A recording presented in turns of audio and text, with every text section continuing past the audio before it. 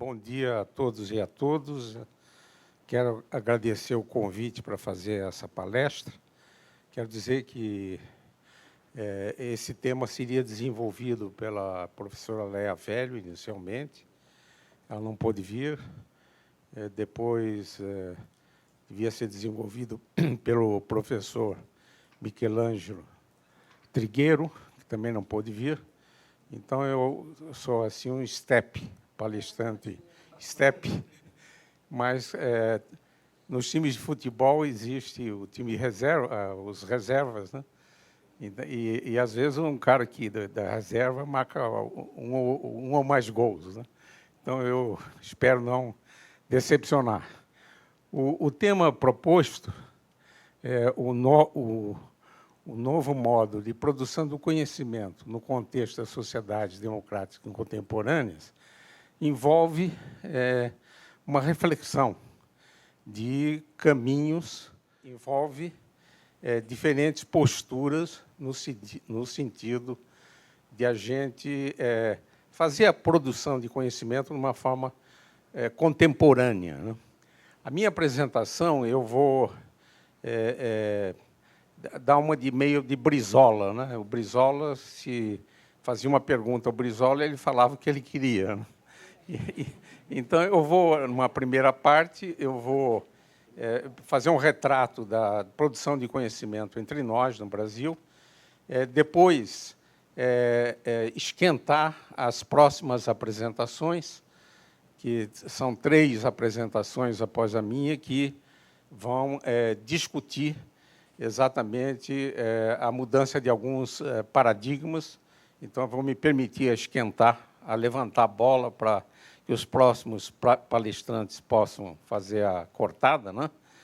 E depois entrar em alguns conceitos importantes no sentido de a gente discutir, refletir sobre maneiras menos ortodoxas de produção de conhecimento. A pesquisa no Brasil, atualmente, ela é feita predominantemente pelas universidades públicas e privadas. Entre as universidades, a pública é a que tem o maior volume de produção de conhecimento e a maioria das privadas não, apesar de haverem exceções, como, por exemplo, as universidades católicas e presbiterianas, algumas comunitárias. A produção de conhecimento é feita também em centros e institutos de pesquisa, e aí é incluído a Fiocruz e outras instituições, como o Instituto Butantan, o Instituto de Matemática Pura Aplicada, o INPE, o INPA, e etc. Também a produção de conhecimento é feita em algumas empresas públicas, como a Embrapa, na área de agropecuária, Petrobras, Embraer e outras. E a pesquisa em empresas privadas são pontuais, ao contrário de o que ocorre nos países centrais. Em 2013, foi instituída a Empresa Brasileira de Pesquisa e Inovação Industrial, Embrap, que vai procurar fazer essa interação da produção de conhecimento nas universidades, centros de pesquisas e empresas públicas com o setor privado, e eles lançaram uma série de editais, e nós vamos saber dos resultados da avaliação desse esforço daqui a alguns anos. Bem, após a minha fala, estaria o Dr. Reinaldo Guimarães entre nós para falar como produzir ciência, tecnologia e inovação, estimulando a criatividade para responder à necessidade social, horizontes e caixas pretas das parcerias para a transferência tecnológica. E eu vou fazer alguns comentários sobre a criatividade, da qual o Dr. Reinaldo falaria. Depois, a doutora Anísia Trindade de Lima falará sobre gestão do conhecimento para ciência, tecnologia e inovação em saúde, e desafios para políticas de avaliação. Então, eu vou levantar para fazer alguns pontos de provocação dentro da avaliação e depois vai falar o professor Rodrigo Stabile sobre ameaças e oportunidades com o futuro código de CTI. E eu vou também fazer algumas provocações. Próximo. Na criatividade, né? A pergunta que emerge é como formar profissionais para a ciência comprometidos com a qualidade, o pensamento crítico e a inovação. Isso tem a ver muito com a fala do Dr. Agenor no início desse nosso evento. Próximo. Para isso, para formar um profissional, um cientista, uma pessoa que vai atrás de responder perguntas, né? Vai produzir saber, é um longo caminho que começa lá na educação básica.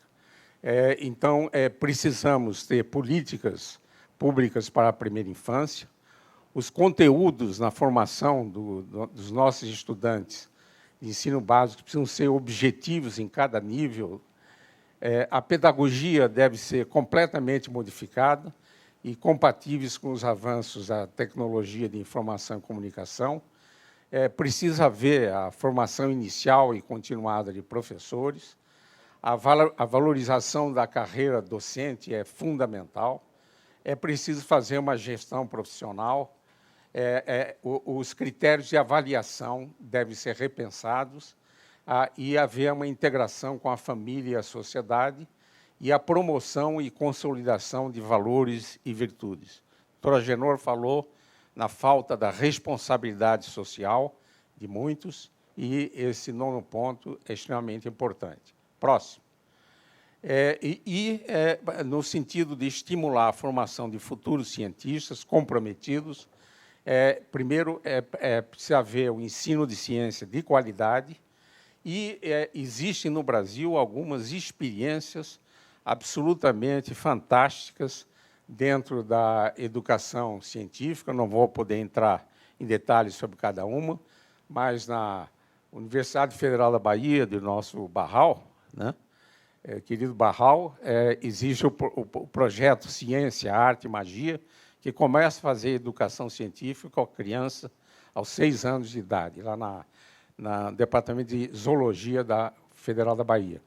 O programa de vocação científica, já tão tradicional da Fiocruz, é um exemplo também de uma iniciativa de sucesso dentro da educação científica. O projeto Mão na Massa, liderado pela Academia Brasileira de Ciência e disseminado em vários estados também.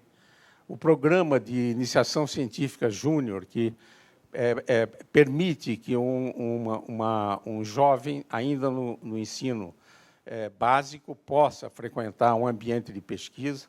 Esse é um programa que começou em 2004 e é administrado pelo CNPq. É um mecanismo também muito bom.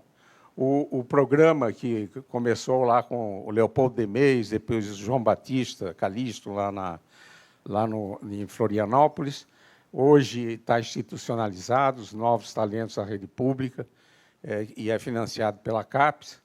E uma experiência também de sucesso é a Escola de Ciência do Instituto Internacional de Neurociência de Natal, que promove, no contraturno, uma educação científica para os estudantes de escola pública. Se houver debate, eu teria grande satisfação de poder responder a qualquer uma dessas iniciativas. O próximo. No ensino de graduação, o que nós precisamos é termos egressos desse ensino com uma cultura universitária. Na realidade, eu costumo dizer que nós não temos nenhuma universidade no Brasil, temos um conjunto de faculdades verticalizadas e o estudante não aproveita a beleza que ocorre dentro das atividades da universidade, fora da área em que ele está se formando. Então, nós precisamos fazer uma reflexão sobre a verticalização versus integração. a expansão da iniciação científica, o combate à assimetria pesquisa, ensino e extensão, né? Só tem acesso à carreira, aos progressos na carreira, aquele indivíduo que só faz pesquisa, que publica trabalhos. Vou voltar a esse tema quando falarmos em avaliação. O ensino não é muito importante, apesar de ser um dos 3 pilares da universidade, e a extensão muito menos. Então, é importante nós termos uma simetria de valorização da pesquisa, ensino e extensão. E nós precisamos de uma nova pedagogia, a redução de atividades tradicionais, trabalhos em grupos, aprendizagem através de temas e problemas, etc. Próximo. Na pós-graduação, precisamos fazer um planejamento de acordo com as demandas do país a curto, médio e longo prazo. Para se fazer hoje um novo curso de pós-graduação, um determinado grupo vai à página da CAPES, vê a área, quais são as exigências, que são todas corretas, mas não se faz a pergunta principal se o país ou uma determinada região precisa daqueles profissionais naquela área. Isso. E o que a gente está vendo aqui essa desgovernança na expansão da pós-graduação. Nós temos aí centenas de milhares de doutores desempregados. Outra coisa que precisa mudar é se tornar um curso de pós-graduação com flexibilidade. Temos que criar, dentro da pós-graduação, espaço para a formação de lideranças nas várias áreas do conhecimento. E não combinei nada com a Agenor, ter, durante a pós-graduação, um input de que o egresso da pós-graduação tenha uma responsabilidade social. Próximo. Na palestra da professora Nilza, a pergunta que emerge se os atuais critérios utilizados para avaliação da pesquisa precisam ser reavaliados. Na minha visão, precisam. Saiu ontem no Jornal da Ciência que a CAPES nomeou uma comissão de alto nível para analisar os critérios de avaliação da CAPES. O próximo. E a avaliação já foi mencionado aqui, ela é baseada em trabalhos publicados, onde nós precisamos analisar essa quantidade versus qualidade, né? E, infelizmente, a gente não tem tido muita atenção com a qualidade dos trabalhos publicados. E sim, as agências, principalmente CAPES e CNPq, eles fazem a somatória dos artigos publicados, esquecendo um pouco o significado daqueles resultados de pesquisa nos trabalhos. Patentes devem ser estimuladas, né? Sabemos que existe todo o processo regulatório lento para se obter uma patente, mas eu acho que deve ser colocado como um critério, um indicador de avaliação. A formação de recursos humanos, muitas vezes, não é levada em conta e é fundamental, porque é através da formação de recursos humanos que a gente vai continuar a produzir conhecimento nas próximas gerações. No caso da saúde, eu tomei como exemplo a resolução de problemas na área de saúde, que tem tudo a ver com o que o doutor Agenor nos falou aqui no início desse evento, nas várias dimensões, na prevenção, diagnóstico, tratamento, etc. A tecnologia social, quer dizer, a gente desenvolver a produção de conhecimento para poder introduzir melhoria na qualidade de vida das pessoas, vou voltar a esse tema mais adiante, e valorizar a divulgação científica, que é muito desvalorizada, não pesa muito e é importante. Próximo. E no código de CTI, que será abordado pelo meu afiliado Rodrigo, nós precisamos discutir se esse novo código que está assim para sair, né? Ele demorou muito tempo na gestação, mas está para sair. Se vai haver aumento de investimento em CTI, se vai haver regularidade nos investimentos, se realmente a gente pode simplificar o acesso à biodiversidade, simplificar a vinda e contratação de pesquisadores do exterior, que eu acho que é um mecanismo que a gente tem que estimular por pequenos períodos, períodos médios ou longos, a simplificação e agilização das importações, que é um problema de várias décadas que a gente não consegue resolver, a agilização de procedimentos ligados aqui na área da saúde, como a CONEP, a Anvisa, e esses 3 pontinhos o Rodrigo depois desenvolve. Próximo. Bem, vou falar um pouco sobre os novos rumos, né, as tendências que a gente tem que refletir sobre o sistema de ciência e tecnologia. Ali, nessa fotografia, onde se lê Tunis, se lê ciência e tecnologia, né? E, para os mais antigos, os 3 patetas, cada um indicando um caminho para a ciência e tecnologia. Próximo.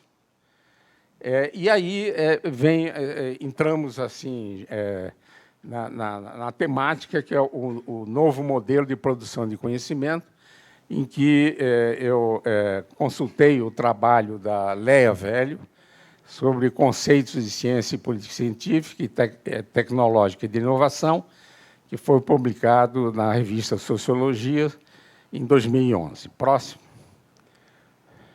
E, nesse trabalho, tem uma questão que deve ser refletida, que é o isomorfismo da política de CTI. Na realidade, o sistema atual de produção de conhecimento, de recursos, de gestão, de avaliação, foi introduzido principalmente pelos Estados Unidos e pela Inglaterra, e copiados pelos outros países centrais ou países em desenvolvimento.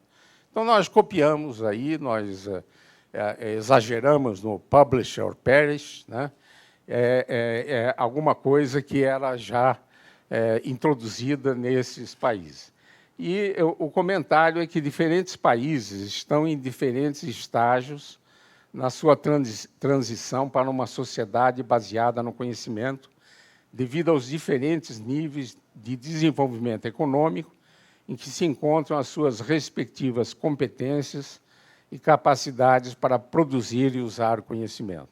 Então, na realidade, a gente pode conduzir o modelo do sistema de ciência, tecnologia e inovação com alguns pilares já em andamento. Mas temos que analisar as condições e as necessidades de um determinado país. Então, a gente não pode olhar o Brasil, o desenvolvimento a ciência, tecnologia e inovação, como encarado num país central. Temos que ver as nossas necessidades. Esse ponto também foi comentado pelo Dr. Agenor. Próximo. E os paradigmas da política de ciência, tecnologia e inovação, eles têm sido mudados ao longo do tempo. No pós-guerra, Segunda Guerra Mundial, até o início dos anos 60, a ciência era considerada como o motor do progresso.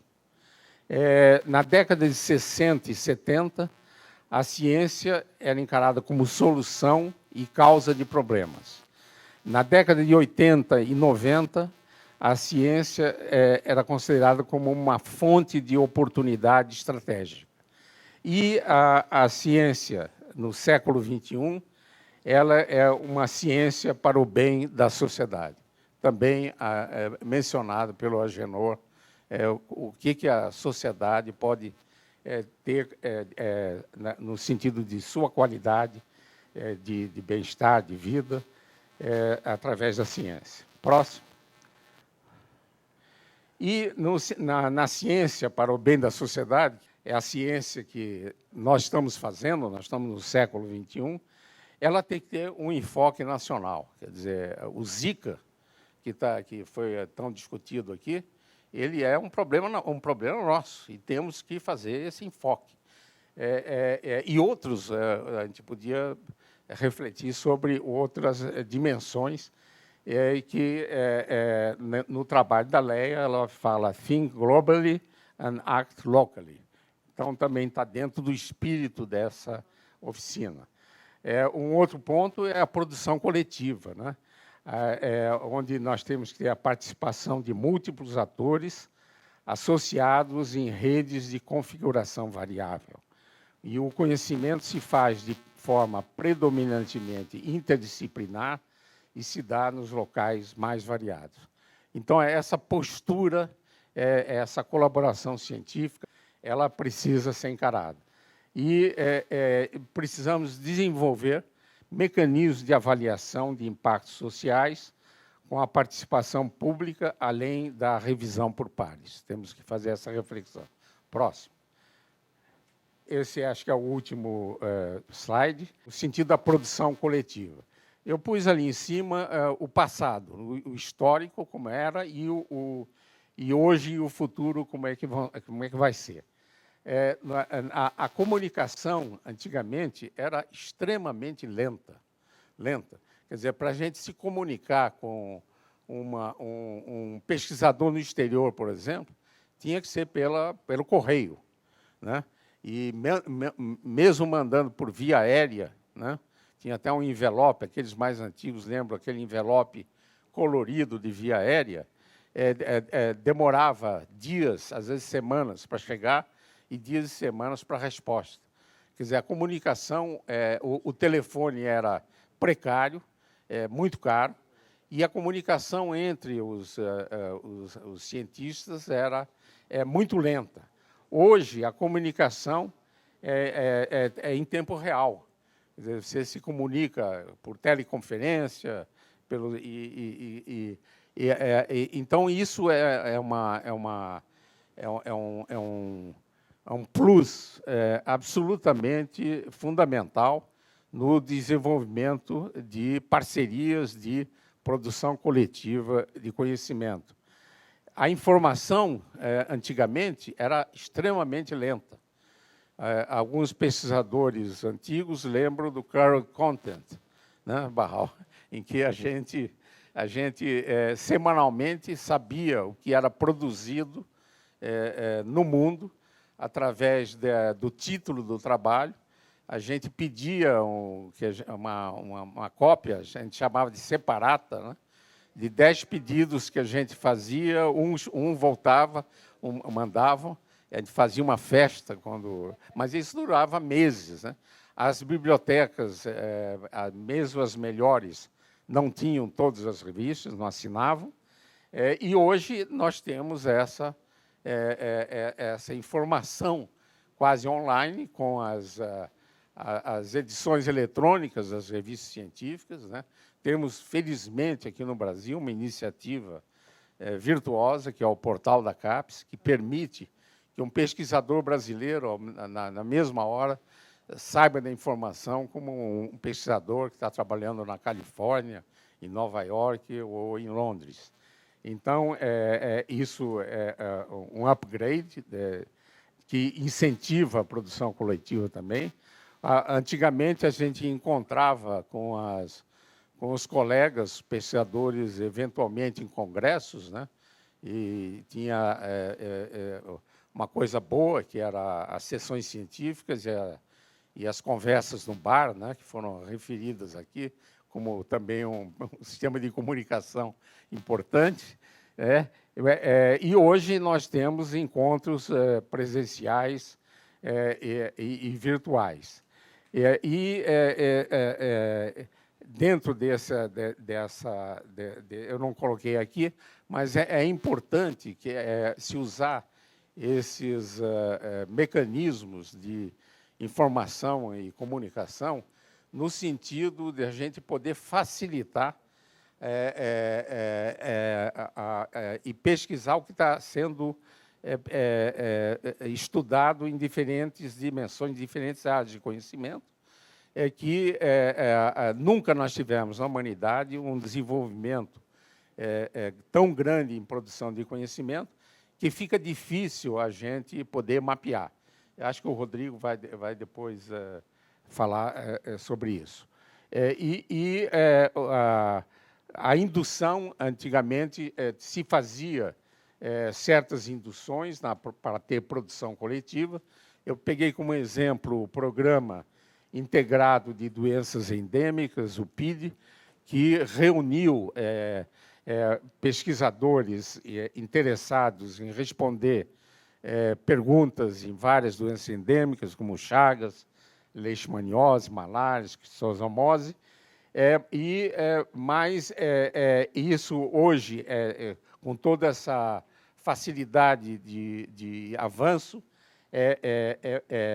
pode ser estimulada, e eu dou como exemplo o que referiu o Gerson Pena, do estudos sobre a leishmaniose, o estímulo a parcerias e formação de redes temáticas, como exemplo da leishmaniose. Provavelmente, pela conversa que nós tivemos aqui sobre o Zika, né,